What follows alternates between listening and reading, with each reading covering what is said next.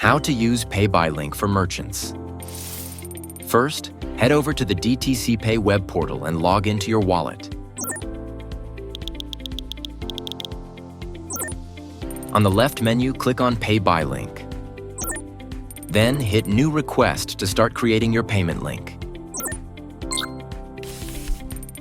Choose your payment type, either fiat or stablecoin. Enter the amount and currency for the payment to be received. If you wish to receive the same amount in the same currency on a recurring basis, you may select the Unlimited Use option.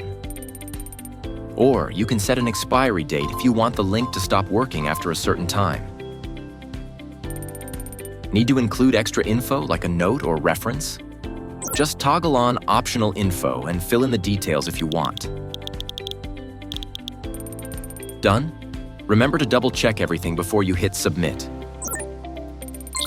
Now you're good to go. Share the link or QR code to the person paying you. You can view and manage your payment links easily all in one place.